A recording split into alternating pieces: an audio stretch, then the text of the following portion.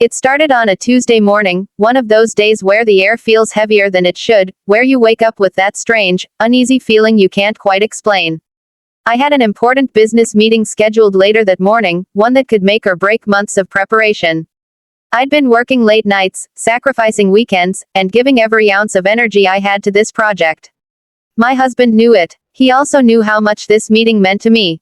At least, I thought he did. I was in the kitchen, going over my notes on my tablet while he stood by the counter making coffee. He smiled at me, that same calm, casual smile I'd seen 100 times before. He handed me one of our black mugs, identical in every way except for the tiny chip at the base that only I seemed to notice. As I reached for it, my phone buzzed. I glanced down and froze. A preview of a text message lit up the screen. "Drink up, incompetent moron will finally embarrass herself," it read.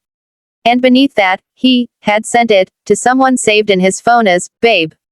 My heart dropped. It was from him, my husband. The room seemed to shrink, the walls closing in around me. My palms went clammy, my stomach twisted.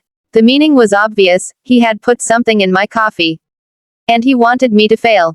No, worse. He wanted me to crash and burn in front of the people I'd been trying so hard to impress.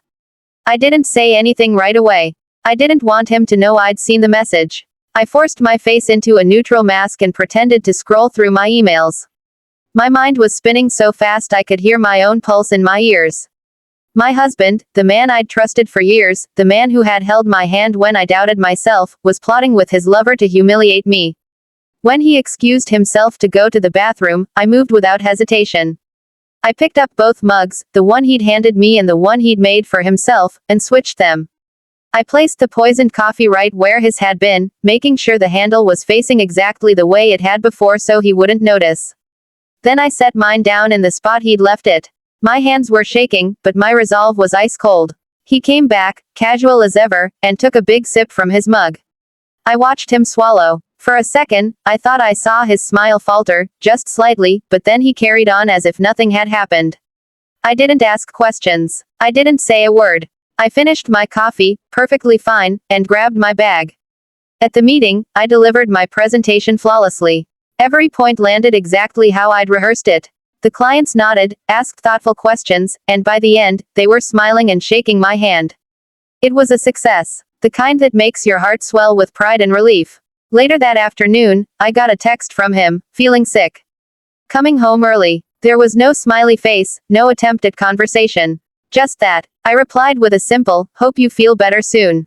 I didn't ask what was wrong. I didn't need to. When I got home that evening, he was in bed, pale and sweating. He mumbled something about maybe catching a bug from a coworker. I just nodded, setting my bag down gently. Inside, though, I felt the sharp satisfaction of justice served. He'd planned to sabotage me. He'd planned to make me look like a fool in front of people who mattered to my career. And instead, he'd only sabotaged himself. I never confronted him directly. I didn't need to give him the satisfaction of knowing I'd figured it out in time. Sometimes silence is the most cutting revenge of all.